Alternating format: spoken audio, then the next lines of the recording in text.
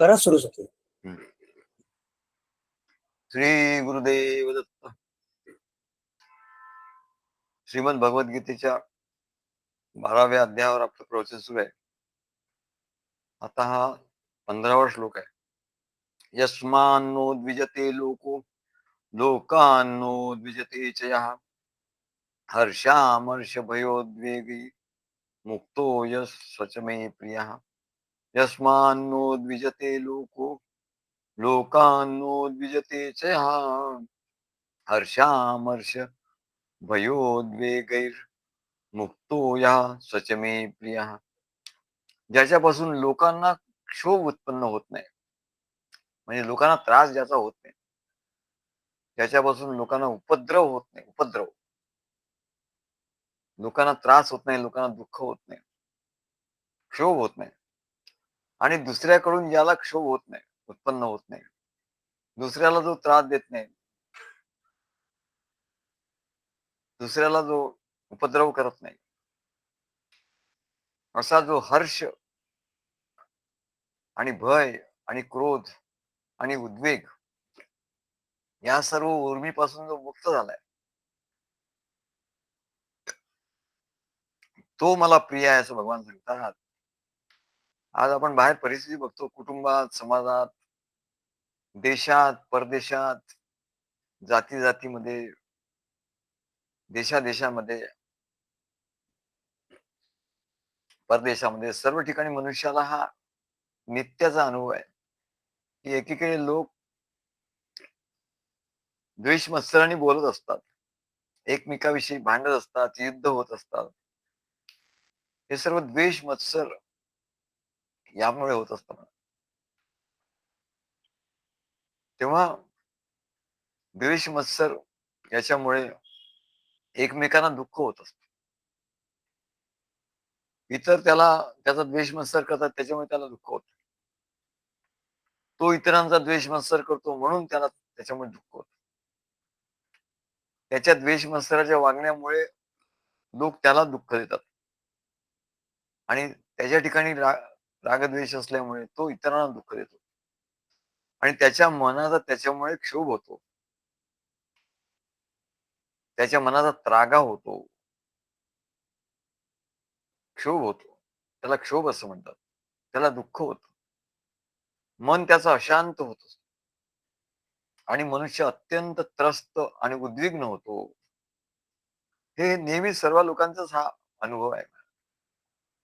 त्याचं प्रमाण कमी जास्त असेल, पण मनुष्य अत्यंत त्रस्त उद्विग्न असतो. त्याच्यातून निराशा, कधी कधी तर असं होतं, इतका उद्विग्न होतो की शेवटी तो निराश होतो. आता काय करावं त्याला कळत नाही. निराश होऊन, हताश होऊन बसतो. कधी कधी तर त्याला जीवन जगणंच असं येऊन जातं आणि कधी कधी तर त्याला मानसिक त्रास होतो. तो म्हणतो मी वेडा होऊन जातो. साधारणपणे असा दुःख, उद्वेग, संताप, तेव्हा लोक काय म्हणतात, असा दुःख, उद्वेग, संताप आला तर म्हणाले काय करावं, संयमाने वागावं. जसं जरी म्हणाले असा वैताग आला तरी थोडस आपलं मन कुठे बाहेर जाऊन हे करून, आपल्याला आवडतं ती गोष्ट करून त्याच्यावर आपण नियंत्रण ठेवावं, संयम ठेवावा, सहन केलं. मग दुसरी गोष्ट आहे, संयम नाही होत मग ते सहन कर. आपण म्हणून थोडं कळ सहन कर. मग कळ सहन केल्यानंतर मग सहनशक्ती आपली वाढते. आधी असं वाटतं बापरे असं झालं, मग जेव्हा आपण ते औषध घेतो, हे करतो, तेव्हा थोडासा आराम होतो आणि सहनशक्ती पण आपली वाढते. त्याला सहनशक्ती असं म्हणतात, सहन करण्याची शक्ती वाढते. परंतु सामान्य मनुष्य हा एका मर्यादेपर्यंत ते सहन करू शकतो. त्याच्या पलीकडे त्याचा बाण, संयमाचा बाण फुटतो आणि म्हणून ही अवस्था खरी नाही. ही अवस्था जी सांगितली आहे, यस्मान्नो द्विजते लोकांनो द्विजते, हे लोक जेव्हा त्याला त्रास देतात तेव्हा संयम झाला, सहनशक्ती झाली, सगळं झालं. पण मग कुठेतरी त्याचा संयमाचा बांध सुटतो.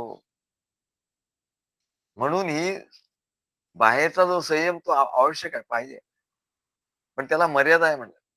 म्हणून ही संयमाची ही खरी अवस्था नाही आहे. ही खरी अवस्था नाही. की जो दुसऱ्याला त्रास देत नाही, दुसऱ्याने त्रास दिला असतानाही त्याला त्रास होत नाही. नाही लोकं त्रास देतात, मला काही त्रास होत नाही. एक तर तो गेंड्याची कातडी असला पाहिजे किंवा तो सिद्ध पुरुष असला पाहिजे. हे 2च. तर त्याला त्रास होत नाही. ज्याची गेंड्याची कातडी आहे, जो निर्लज्ज आहे, एक लज्जाम परित्यज्य सर्वत्र विजयी भवेत. एक तर तो त्या कॅटेगरीतला असेल. सवीर मुक्तो तथा पशु. दोघांची अवस्था एकसारखीच वाटते बरोबर बघता. तो एक तर मुक्त असेल किंवा तो पशु असेल, की पशु असेल त्याला काही लागतच नाही, त्याला संवेदनाच नाही. तेव्हा तो सवीर मुक्तो. बहुतेक लोक तर पशुप्रमाणेच असतात. सिद्ध असा कोणी असेल तो एखादाच योगी. त्याच्यामुळे या श्लोकात जे सांगितलं, की ज्याला दुसऱ्यांनी त्रास दिला, उपद्रव केला, तर त्याला त्रास होत नाही. असा जो आहे म्हणा. आणि तो कोणाला स्वतः उपद्रव करत नाही. तेव्हा ही अवस्था असते कशी? ही अवस्था येते कशी त्या महात्म्या संत सत्पुरुषांच्या ठिकाणी ही अवस्था असते. ती अवस्था त्यांना येते कशी? त्याला संत सत्पुरुषांना मुळीच त्याचं दुःख होत नाही. कोणी त्याला काही शिव्या दिल्या, कोणी त्यांना काही त्रास दिला, त्यांना काही बोलला, तर आपल्याला त्रास होतो. सर्वसामान्य मनुष्याला त्रास होतो. कोणी शिव्या दिल्या, कोणी काय वाईट साईड बोलला, कोणी रागाने बोलला, तर त्रास होतो मनुष्याला. पण महात्म्या संत सत्पुरुषांचा काही त्रास होत नाही. आणि ते स्वतःहून कोणाला त्रास देतही नाही. स्वतःहून कोणाला त्रास देत. पण एक गोष्ट आहे, की ते कोणाला स्वतःहून त्रास देत नाही, कुठपर्यंत जोपर्यंत तो अधर्म करत नाही. भगवान श्रीकृष्णाने सांगितलं, तुझे 40 अपराध झाले, भरले की मी तुला शासन करणार. तोपर्यंत नाही करणार, कारण मी म्हणले वचन दिलंय म्हणून. वचन दिलं नसतं तर लगेच केलं. पण जिथे अधर्म प्रगट होतो, तिथे मात्र ते सहन करून घेत नाही. अधर्माला ते सहन नाही करत. कोणी त्यांना उपद्रव करायला लागला, त्यांना ठीक आहे. ते आपल्याबद्दल काही कोणी बोलतं, काय त्रास देतं, त्याला सहन करून घेतो. पण जिथे धर्म-अधर्माची गोष्ट येते, तेव्हा त्या अधर्माला त्याला शासन करतातच. तेव्हा अशा परिस्थितीत महात्म्या संत सत्पुरुषांना मात्र मुळीच दुःख होत नाही. क्षोभ उत्पन्न होत नाही, वैताग येत नाही, त्रास होत नाही, उद्विग्नता येत नाही, निराश ते होत नाहीत. तेव्हा ही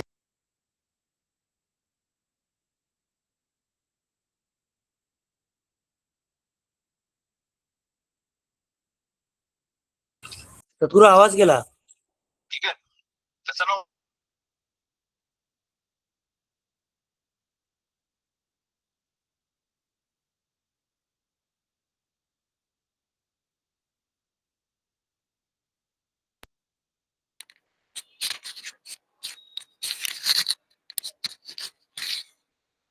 त्यांना ही जी अवस्था प्राप्त झाली,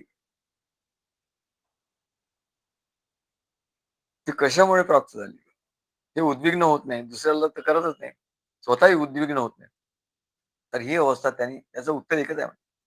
ही अवस्था त्यांनी भगवंताच्या सद्गुरूंच्या प्रेमभक्तीने प्राप्त करून घेतली. प्रेमभक्तीने ती अवस्था प्राप्त होते. आणि या अवस्थेलाच काय म्हणतात, साम्यावस्था. इंग्रजी भाषेत हार्मनी असं म्हणतात. आता आम्ही त्या कॉलेजमध्ये गेलो होतो, एका इन्स्टिट्यूटमध्ये. आम्हाला असं वाटलं की तिथे आम्हाला कोणी ओळखणार नाही. कारण 15 वर्ष होऊन गेली, आम्ही तिथे गेलो नव्हतो. आता कोणी म्हटलं कोणी नसेल, डायरेक्टर बदलले, प्रोफेसर बदलले असतील. आम्ही तिथे गेलो, बाहेर बसून राहिलो आणि मात्र एका प्यूननी आम्हाला ओळखलं. त्याने आम्हाला असा हात केला. तो अत्यंत पूर्वीपासून होता. म्हटलं आहे चला पिऊन तरी तो ओळखतो. म्हटलं डायरेक्टर वगैरे कोणी ओळखणार नाही म्हणून. प्रोफेसर तर कोणी ओळखत नव्हते. येत जात होते प्रोफेसर कोणी ओळखलाय. पण मग आमचं कार्ड आम्ही पाठवलं होतं आत. डॉक्टर आष्टीकर. तर आणि त्यांनी आम्ही वेटिंगमध्ये बसलो होतो. बरेच लोकं येत होते, जात होते. आम्हाला वाटलं याला काही एवढं याला माहीत नाही आपल्याला ओळख द्यावी लागेल याला, की बाबा या कॉलेजमध्ये मी होतो. अशी ओळख द्यावी लागेल. पण त्यांनी सगळ्यांना निपटवलं आणि मग आम्हाला बोलवलं. आता कोणी नाही असं. याचं कारण नंतर आम्हाला कळलं, अरे त्याला एवढं बोलायचं होतं. तो जवळ 2-2.5 तास, 2.5-3 तास आम्ही त्याच्याशी बोलत होतो. तो डायरेक्टर आणि आम्ही गेलो तिथे. तिथे गेलो तर त्यांनी इतरांना सांगितलं, "सर या." म्हणजे तुम्ही आमच्या कॉलेजचे पहिले डायरेक्टर, आमच्या इन्स्टिट्यूटचे पहिले डायरेक्टर. मला त्यांनी सांगितलं. म्हटलं, "कसं कशावरून तुम्ही ओळखलं?" ते म्हणले, "डॉक्टर सी.डी. आष्टीकर." मला माहिती आहे म्हणले सगळं. लोकं मला सांगतात, "तुमच्या वेळेला कसं आहे कॉलेज तुम्ही कसं डेव्हलप केलं?" ते राजीव गांधी कॉलेज घणसोलीचं. बाकीच्या कॉलेजचं तर मला माहिती होतं. पण ते राजीव गांधी कॉलेजचं सगळ्यांना माहिती असेल असं माहिती नव्हतं. तिथे गेल्यावर मग त्यांनी सगळ्यांना बोलावलं. प्रोफेसर लोकांना बोलावलं. त्यांची ओळख करून दिली. "हे बघा, हे आपले पहिले director. First director of our institution, of our institute doctor C D. Ashtikar."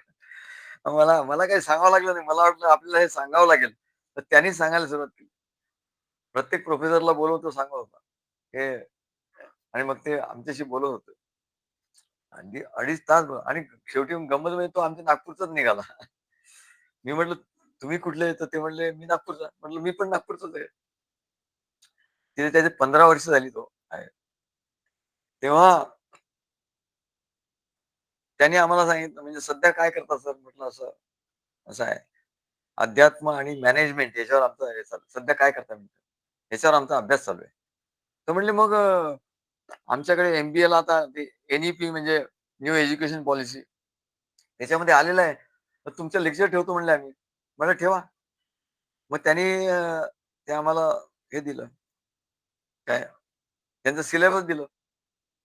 त्या बाई ज्या इन्चार्ज आहेत त्यांना त्यांना बोलावलं. त्यांची ओळख करून दिली आणि म्हणाले, "आपल्या इकडे आमच्या इकडे तुमचं लेक्चर ठेवू. आपण पुष्कळ काय-काय प्रोजेक्ट करू म्हणाले इकडे. तुम्ही आता भेटलात आम्हाला तर आम्ही प्रोजेक्ट करू ना." म्हणले, "ठीक आहे, आम्ही तयार आहोत." तर त्या एन-ई-पीमध्ये आम्ही वाचलं, सहज वाचलं तर आम्हाला लक्षात आलं, अरे हे तर सगळं आपल्या अध्यात्मच आहे ह्याच्यात. त्याच्यात एक शब्द आला, हार्मनी. हार्मनी म्हणजे काय? त्यांनी समरसता असं सांगितलं. समरसता नाही, हार्मनी म्हणजे साम्यावस्था. हार्मनी म्हणजे काय? साम्यावस्था. भगवंतांनी गीतेला गीतेमध्ये त्याला समत्व योग असं म्हणतात. समत्वम योग उच्यते.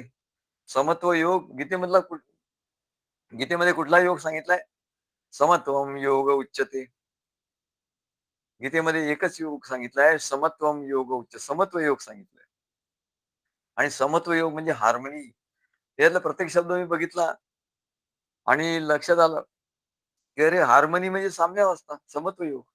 मग समत्व योगावर आपल्याला बोलता येतं. असे अनेक शब्द त्याच्यातले आम्ही घेतले. होलिस्टिक व्ह्यू काय समग्र समन्वय. आणि हे सगळं सगळं म्हटलं आपल्या अध्यात्मातलं आहे. प्रत्येक गोष्ट त्याच्यातल्या अध्यात्मातली आहे. काय आणि त्याच्यात अध्यात्म आहेच म्हणजे फक्त आपल्याला उलगडून दाखवायचं. We have to uncover the things. तेव्हा याला समत्व योग असं म्हणतात. समत्वम योग उच्यते हा श्रेष्ठ प्रकारचा योग आहे, असं भगवान सांगतात. मग ही अवस्था कशी प्राप्त होते? या अवस्थेला काय म्हणतात? पूर्ण आत्मज्ञानानुभव स्वरूप. म्हणजेच पूर्ण शांत आणि परमानंद स्वरूप. पूर्ण पूर्ण आत्मज्ञान अनुभव स्वरूपा शांत शांत परमानंद श्री सद्गुरूपा. ही अवस्था कशी येते? समत्वम योग उच्चते. उच्चते म्हणजे म्हणतात, समत्वालाच योग्य असं म्हणतात, योग असं म्हणतात. मग ही अवस्था, समत्व योगाची अवस्था कशी येते? तर पूर्ण आत्मज्ञानानुभव प्राप्त झाल्यावर ही अवस्था येते. या आत्मज्ञानाने ब्रह्मस्वरूपाची प्राप्ती होते. सद्गुरूंच्याकडून आत्मज्ञान प्राप्त करून घेतलं. बुद्धीच्या ठिकाणी चिंतन मनन निधिध्यासनाने त्याचा सद्गुरूंना मन बुद्धी अर्पण केली. बुद्धीच्या ठिकाणी त्याचा निश्चय केला. त्यांनी तो निष्काम झाला आणि ब्रह्मस्वरूपाची प्राप्ती झाली. असा महात्मा पुरुष हृदयात आत्मज्ञानाने परमानंदाच्या अवस्थेत रममाण होतो. असे महात्मे परमानंदाच्या अवस्थेत रममाण असतात. म्हणून ज्ञानेश्वर महाराजांनी सांगितलं हरिपाठात, ज्ञानदेवी रम्य रमले समाधान. मगाशी आपण समाधान बघितलं, संतुष्ट, संतोष आणि समाधान. रम्य, ज्ञानदेवी रम्य, रम्य आहे. रमले समाधान, हरीचे चिंतन सर्व काळ. कारण अखंड हरिनाम, आणि अखंड हरिनाम कसं होतं मगाशी सांगितलं, सद्गुरूंच्या कार्यामुळे, ध्यासामुळे. हे विश्वची माझे घर, ऐसी मती ज्याची स्थिर, किंबहुना सर्व चराचर तोची झाला. मग त्याची अवस्था कशी होते? तो काय म्हणतो? त्याची अवस्था कशी होते? हे विश्वची माझे घर. तो आपल्या फ्लॅटला असं म्हणत नाही, हा फ्लॅटची माझे घर, किंवा आपल्या देहाला असं म्हणत नाही, हा देहाची माझे घर, हा फ्लॅटची माझे घर, हा दुसऱ्या फ्लॅटची, भाड्याने दिलेला फ्लॅटची माझे घर, असं तो नाही म्हणत. तो काय म्हणतो? हे विश्वची माझे घर. एवढा तो व्यापक होतो. ऐशी मती ज्याची स्थिर, अशी ज्याची बुद्धीचा निश्चय झालाय. इथं ऐशी मती ज्याची स्थिर, किंबहुना सर्व चराचर तोची झाला. किंबहुना सर्व चराचर प्राणी जे आहे ना, तो मीच आहे, असा त्याचा अनुभव. अरे तो मीच आहे, हे सगळं काही दिसतंय ना, तो मीच आहे, असा ज्याचा अनुभव झाला. किंबहुना सर्व चराचर तोची झाला. तो आत्मज्ञानी ब्रह्म बनला. तो आत्मज्ञानी ब्रह्मस्वरूप झाला आणि सर्व विश्वच त्याचा देह बनला. तो आत्मज्ञानी काय झाला? ब्रह्म झाला. तो आम्ही देही तो आत्मा, आम्ही विदेही तो परमात्मा, असं निवृत्तीनाथ म्हणतात. तर या दे देहभावानी देहभावेन दासो. हे देहाचा भाव असेल तर मी त्याच्यात आत्मा आहे. हा देह आहे, त्यात आत्मा. आणि विदेही तो परमात्मा. तो आत्मज्ञानी ब्रह्मच झाला. मग त्याचं शरीर कुठलं? त्याचा देह आहे विश्व, हा त्याचा देह. आणि सद्गुरू आहेत, तर सद्गुरूंचा देह, सद्गुरूंचा आत्मा कोण? ज्ञान. तिथं ज्ञान प्रगट करतात. म्हणून सद्गुरू हा आत्मानुभव स्वरूप. आणि सद्गुरूंचा आत्मा हा ज्ञान आहे. आणि त्याचा देह कुठला आहे सद्गुरूंचा? तो कार्यदेह आहे. म्हणून कार्यदेहाची एवढा तो व्यापक आहे. सद्गुरू नुसतं या देहापुरते नाही आहेत, ते त्यांचा देह व्यापक आहे. दत्तगुरूंचा देह कुठला आहे? कार्यदेह. आणि ज्ञान आत्मा. दत्तगुरूंचा कार्य कार्यदेह आहे आणि ज्ञान हा आत्मा आहे. सद्गुरूंचा कार्यदेह आहे आणि ज्ञान आत्मा आहे, म्हणून ते दत्त आहेत. आणि तो आत्मज्ञानी ब्रह्म आहे आणि म्हणून त्याचा देह काय? त्याचा देह म्हणजे विश्व. याच्याहून वेगळी कोणती गोष्ट अस्तित्वातच राहिली नाही. तोच विश्व झाला. सर्व विश्व तोच झाला आणि ब्रह्म तोच झाला. त्याच्याहून कुठली गोष्ट, वेगळी गोष्ट अस्तित्वात राहिलीच नाही त्याच्यासाठी. म्हणून त्याचं द्वैतही शिल्लक राहिलं नाही. हा मी आणि हा तो, तू तो मी हा, ही काही राहिलं नाही. द्वैतच शिल्लक राहिलं. हे द्वैत त्यांनी कसं संपवलं? अद्वैत. अद्वैत कसा झाला तो? तो ब्रह्मस्वरूप झाला. ब्रह्मस्वरूपाच्या आधी तो आत्मस्वरूप झाला. आत्मस्वरूपाच्या आधी तो सद्गुरूंच्या कार्यदेहामध्ये त्यांचा ज्ञान आत्मा त्यांनी घेतला. एवढं हे आहे. तो विश्व झाला, हे विश्वची माझे घर. विश्व हाच त्याचा देह झाला आणि आत्मज्ञान हाच त्याचा, ब्रह्म हाच त्याचा आत्मा झाला. त्याच्याहून कुठलीही गोष्ट वेगळी राहिलीच नाही. द्वैत संपलं आणि त्यामुळे तो कोणाशी मग आता दुसरा कोणी नाहीच, त्याची स्पर्धा कसं करणार? तो कसं म्हणणार, यांनी मला असं म्हटलं, त्याने मला तसं म्हटलं, तो असं म्हणत होता, तो असा आहे, हा त्याचा दोष आहे, तो त्याचा गुण आहे. असा गुण दोष तो बघतच नाही. कोणाशी स्पर्धा करणार? दुसरा कोणी नाही म्हणणार. कोणाचा तिरस्कार करणार? दुसरा कोणी नाही तर तिरस्कार कसं करणार? कोणावर प्रेम करणार किंवा कोणाचा मोह धरणार? दुसरा कोणी नाहीच आहे. कोणाचा द्वेष मत्सर करणार? कारण दुसरा कोणी नाहीच आहे. कोणाला दुःख देणार? दुसरा कोणी नाहीच आहे. कोणापासून त्याला दुःख संताप होणार? दुसरा कोणी नाहीच आहे. द्वैत समाप्त झाला. का द्वैत समाप्त झाला? कारण तो ब्रह्म होऊन राहिला आणि त्याचं देह म्हणजे हे सर्व विश्व, हे विश्वाची माझे घर. मग असं कोण झालं याचं काही उदाहरण आहे का? तर आम्ही सांगितलं, ऋभू ऋषींचा कथा सांगितली. ऋभू ऋषींची कथा सांगितली की ऋभू ऋषी पहिल्यांदा भेटले, दुसऱ्यांदा त्या भेटले आणि तिसऱ्यांदा जेव्हा भेटले त्या निदाघ नावाच्या त्यांच्या शिष्याला, तेव्हा बराच कांड लुटला होता आणि तो निदाघाने त्याला काही त्यांना ओळखलं नाही. रस्त्यावर गर्दी होती, त्यांना निदाघ दिसला, तो बाजूला उभा होता. त्यांनी त्याला ओळखलं, निदाघाला त्यांनी ओळखलं, पण निदाघाने ऋभू ऋषींना ओळखलं नाही, सद्गुरूंना ओळखलं नाही. पण ते त्याच्याजवळ गेले आणि त्याला विचारलं, हे लोक का जमले आहे तिथे या रस्त्यावर? एवढे लोक का जमले? तर त्याने उत्तर दिलं, ही राजाची मिरवणूक निघाली आहे, ती पाहण्यासाठी इथे आले. मग त्याने दुसरा प्रश्न केला, हा राजा कोणता? राजा कुठला आहे? राजा कोण आहे? तर त्याने उत्तर दिला, हा हत्तीवर बसलाय ना तो राजा. हत्तीवर बसला तो राजा आणि ज्याच्यावर बसलाय तो हत्ती. मग त्यांनी विचारलं, राजा कोणता आणि हत्ती कोणता? राजा कोणता आणि हत्ती कोणता? तर त्याला राग आला, निदाघ आला. राग आला म्हणजे झालं राग, द्वेष, द्वैत आलं. म्हणून तो उडी मारून त्यांच्या पाठीवर बसला. त्यांनी ओळखलं नाही आपल्या सद्गुरू.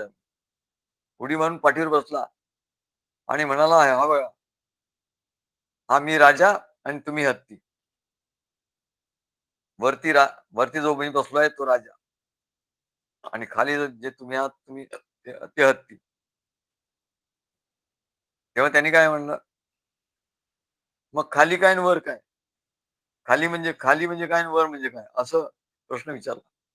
त्याला काही सांगता आलं नाही. तेव्हा त्याच्या लक्षात आलं, अरे असं बोलणारी व्यक्ती म्हणजे ऐरा-गैरा कोणी आहे नाही म्हणे. माझे सद्गुरूच हे असले पाहिजेत. आणि म्हणून ते पटकन त्यांनी उडी मारली आणि तो त्यांच्या पायावर पडला. पायावर साष्टांग नमस्कार केला आणि त्यांची क्षमा मागितली. तर हे ऋभू ऋषींनी त्याला काही रागवले नाही. काय माझ्या पाठीवर चढून बसला, अमुक झाला वगैरे. त्यांनी क्रोध केला नाही म्हणून. त्यांनी त्याला क्षमा केली. क्षमारूपम तपस्विनाम. तेव्हा त्यांना उद्वेग निर्माण झाला नाही, ते निराश झाले नाही, की काय हा आपला शिष्य, याला एवढं ज्ञान दिलं पण एवढी अक्कल नाही आली. असं त्यांनी काय नाही. ते शांत राहिले. ती त्यांची अवस्था याला साम्यावस्था म्हणतो. आणि ती कशामुळे आली? आत्मज्ञानानुभव स्वरूप. पूर्ण शांत आणि परमानंद स्वरूप आत्मज्ञानामुळे संतुष्ट असलेलं. आणि म्हणून त्यांच्या शिष्यांनी काही केलं तरी त्यांना राग नाही आला. पण शिष्याच्या दृष्टीने हा अपराध आहे. शिष्याच्या दृष्टीने महान अपराध आहे. पण सद्गुरूंच्या ठिकाणी तो त्यांना त्यांना राग येत नाही त्याचा. सद्गुरूंना राग नाही आला, पण शिष्यांच्या दृष्टीने हा केवढा तरी अपराध आहे, केवढं तरी हे पाप आहे. तेव्हा तो एकदम पायावर पडला आणि क्षमा मागितली. तर या अवस्थेला, भृगु ऋषींच्या या अवस्थेला काय म्हणतात? याला समत्वम योग उच्चते. ते खरी योग, समत्व योग, ज्ञान योगानी. दुसरी कथा एकनाथ महाराजांची आहे, की एकनाथ महाराज स्नान करून यायचे नेहमी. तर एकदा असं स्नान करून आले, तर त्यांचा जो विरोधी कोणी होता, त्यांचा तिरस्कार करणारा, मग त्यांना त्रास द्यायचा, उद्वेग द्यायचा, उपद्रव करायचा म्हणून त्यांनी काय त्यांच्या अंगावर तो थुंकला. पण एकनाथ महाराजांनी काही लक्ष दिलं नाही. त्याच्यावर काही राग केला नाही. उद्विग्न झाले नाही, निराश झाले नाही. ते सरळ गेले, परत गंगेवरून स्नान करून परत आले. परत तो थुंकला. परत गेले, परत स्नान करून आले. असं 10 वेळा झालं. नंतर ते जेव्हा परत स्नान करून आले, तेव्हा त्याला एकदम पश्चाताप झाला. अरे! हे आपल्याकडून फार मोठं पाप घडलं. आणि म्हणून तो त्यांच्या पायावर पडला. बघा, पायावर पडलाय. याला शरणागती असतात. पायावर पडला. पायावर पडला की त्याचे सगळे पाप निघून जातात. मग ते क्षमा करतात. त्याची पाय आणि जो पायावर पडत नाही, त्याची पाप त्याला भोगावं लागतात. तो नरकात जातो, असं म्हणतात. तेव्हा एकनाथ महाराजांची दुसरी एक फार गमतीदार गोष्ट आहे, की बघा, ते आता देवाघरी जाणार, देवाघरी गेले. सगळ्यांना असं वाटलं, त्यांनी आपलं आयुष्याचं हे संपवलं, जीवन यात्रा संपवली आणि लोक त्यांना घेऊन चालले. त्यांची महायात्रा सुरू झाली. तर जाता जाता एका ठिकाणी खूप बरेच लोक होते. ते एका बाईला खूप त्रास झाला. तिला कुठेतरी जायचं होतं. लग्नाला का कुठेतरी जायचं होतं. आणि हे काही संपेत नाही लाईनी. त्याच्यामुळे तिला जाता येईना. त्याच्यामुळे ती एकदम वैतागली आणि ती एकदम असं बोलली, की "काय आत्ताच तुम्हाला हे इकडे यायचं होतं? काय?" सगळं म्हणले, "मला अपशकुन केला. अमुक झालं, तमुक झालं." हे एकनाथ महाराजांनी ऐकलं. आता बघा त्याने ऐकलं कसं? तर ते समाधीस्थ होते. ते समाधीमध्ये होते. तेव्हा त्यांनी ते ऐकलं आणि ते लगेच उठून बसले आणि त्या लोकांना थांबवा, "अरे थांबा, थांबा. ही शवयात्रा थांबावं" म्हणले. म्हणले, "काय?" नाही म्हणले, "आज नाही जात मी." कारण म्हणले, "माझ्यामुळे त्या बाईला त्रास झालेला आहे. माझ्यामुळे त्या बाईला त्रास होतोय. त्याच्यामुळे आज मी काही जात नाही. तिला वाट करून द्या" म्हणा. आता मी उद्या उद्या मरणार म्हणले. आज मी आज काही मरत नाही म्हणले. आज आपण घरी जाऊ. मग सगळं सगळं शवयात्रा घेऊन ते परत घरी गेले. दुसऱ्या दिवशी मग ते बघा, दुसऱ्याला आपल्यापासून त्रास होऊ नये. काय म्हणून ते म्हटलं तर गमतीदार गोष्ट आहे. म्हटलं तर केवढं त्यांचं सामर्थ्य आहे. म्हटलं तर केवढा त्यांचा अधिकार आहे. असा याला याला ती अवस्था म्हणतात. काय? साम्य अवस्था. परंतु अशी पूर्णावस्था काय एकदम फारच कमी येते, क्वचित येते. ज्यांना प्राप्त नाही झाली अशा साधकांनी मग काय करायचं? सर्वसाधारण साधक जे आहेत, सर्वसाधारण मनुष्याची सोडा, मनुष्याला तर काय होणार? सर्वसाधारण संसार मनुष्याची गोष्ट सोडा. पण साधकांनी मग काय करायचं? एवढ्या अनुभवापर्यंत जायचं काय खायची गोष्ट नाही. तर म्हणले जे सद्गुरूला शरण गेले आहेत, त्यांना देखील या अवस्थेचा अनुभव घेता येतो. अरे तुम्ही निराश होऊ नका. ही अवस्था जरी केवढी मोठी असली, तरी सद्गुरूंना शरण गेल्यानंतर ही अवस्था येऊ शकते. याचा अनुभव येऊ शकतो. ते असा अभ्यास करतात. मग ते काय अभ्यास करतात या अवस्था येण्यासाठी? ते असा अभ्यास करतात की माझे सद्गुरूच माझ्या आत्म्याच्या ठिकाणी आहेत. या ध्यानाने, ध्यासाने असंच त्यांचं ध्यान असतो, असंच त्याचा ध्यास असतो. ते सद्गुरू सेवेत, कार्यात, साधनात, नामस्मरणात रममाण होतात. सारखं ते रममाण असतात. तेवढा वेळ त्यांना त्या आत्मस्वरूपाचा अनुभव येतो आणि सर्व ठिकाणी माझे सद्गुरूच आहेत. काय? तयामध्ये अवधूत निराकारी. माझे सद्गुरू सद्गुरूच आहेत. असा त्यांना अनुभव येतो. सर्वागटी व्यापक, सर्वागटी व्यापक माझी सद्गुरू माऊली. अशा भावाने त्यांना समत्व योगाचा अनुभव येतो आणि त्यांना उद्वेग, दुःख, संताप हे काही होत नाही. शांत त्यांचा आला तरी शांत होतो. अशी भक्तांची अवस्था होते. ही भक्तांची अवस्था कशी येते? सद्गुरू कार्यात. त्याच्यावर आम्ही पद केलं होतं. वाजवितो हरी गोडती बासुरी वृत्ती या रंगल्या धुंद नादावरी. सद्गुरू प्रवचनात रंगवतात, रंग भरतात. धुंद असा नाद त्यांच्या मुखातून सुरू होतो. असा अविरत असा नाद त्यांच्या मुखातून येतो आणि त्या नादामध्ये सर्व सर्व वृत्ती रंगून जातात. कधी प्रवचन संपलं हे कळत नाही. किती वेळ चालला हेही कळत नाही. वाजवितो हरी गोडती बासुरी वृत्ती ह्या रंगल्या धुंद नादावरी. शब्द कोलाहलाचे हिते संपले दूरचे ढोल ते स्तब्धची झाले. घरात कोलाहल, याचं त्याच्याशी भांडण, त्याचं त्याच्याशी मतभेद. बाहेर निघालं तर बाहेर भांडण, घरी निघालं तर घरी मतभेद, बाहेर भांडण. रात्रंदिना आम्हा युद्धाचा प्रसंग, अंतर्बाह्य जग आणि बरं एवढं झालं तर मग काय हे सारखं वैताग येतो. सर्व लोक एवढा त्रास देतात, वैताग येतो. मग काय कुठेतरी दूर निघून जावं, कुठेतरी दूर निघून जावं, कुठेतरी निसर्गाच्या सान्निध्यात जावं, कुठेतरी यात्रेला जावं असं वाटतं. म्हणजे हा संताप, ताप, संताप जाईल. तर काय त्याला काय म्हणतो? दूरचे ढोल ते स्तब्धची झाले. असे दूरचे ढोल वाजायला लागतात.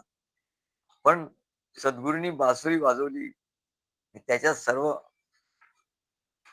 वृत्त्या रंगतात आणि मग शब्द कोलाहलाचे हिते संपले दूरचे ढोल ते स्तब्धची झाले.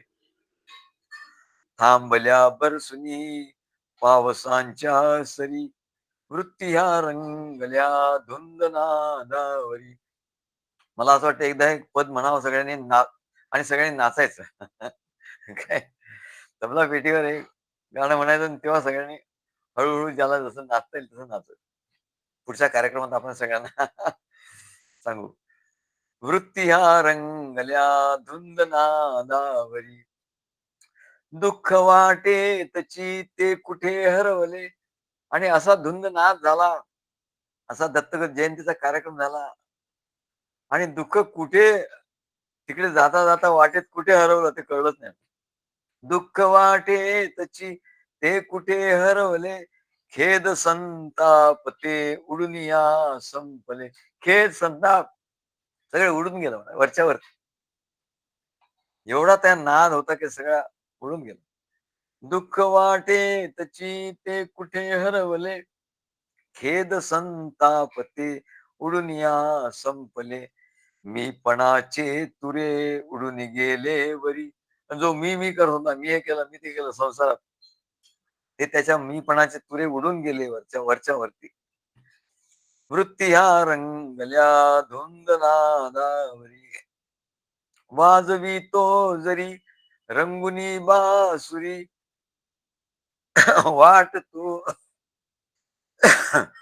वाट तो आमुची पाहतो श्रीहरी. पण त्या श्रीहरीला वाट बघायला लावता कशाला तुम्ही? जेव्हा सांगितलंय 9:30ला तर तुम्ही येतात 11, 11:30ला. आता तुम्हाला काय म्हणावं? तरी आम्ही काही म्हणत नाही. काय? नाही मी गाडीत आहे, मी घरी आहे. काही लोक तर म्हणले, "मी घरी आता निघतो." काय? अरे काय वाजवितो जरी मला इकडे बासरी वाजवायची आहे. रंगून आणि तू काय करतोय? संसारात रंगलाय म्हणे. वाजवितो जरी रंगुनी बासुरी, वाटतो आमुची पाहतो श्रीहरी. भेटीची ओढ ती लागते अंतरी, भेटीची ओढ ती लागते अंतरी. वृत्ती ह्या रंगल्या धुंदनादावरी, वाजवितो हरी गोडती बासुरी. निज धामानंदा नाद ये अंतरी. निज धामाला अंतरातूनच, निज धामानंदाला आतूनच त्या आत्म्याचा ते सद्गुरू आहेत. ते नाद त्या बासुरीतून नाद काढतायत मला. आणि त्याला तो नाद येतोय. आम्हाला दत्त जयंतीच्या दिवशी असं वाटायला लागलं, अरे आत काहीतरी दगदग, दगदग होत आहे. आणि काहीतरी स्फुरण होतंय. तो नाद येतोय. निज धामानंदा नाद ये अंतरी. नाद हा ऐकुनी तोषला श्रीहरी. संतोष सांगितलं. नाद है हा ऐकुनी तोषला श्रीहरी. वृत्ती ह्या रंगल्या धुंद नादावरी. म्हणून भगवान म्हणतात, यस्मान्नो द्विजते लोको लोकांनो द्विजते च यः, हर्षामर्ष भयोद्वेगैर मुक्तो यस स च मे प्रियः. श्री गुरुदेव दत्त.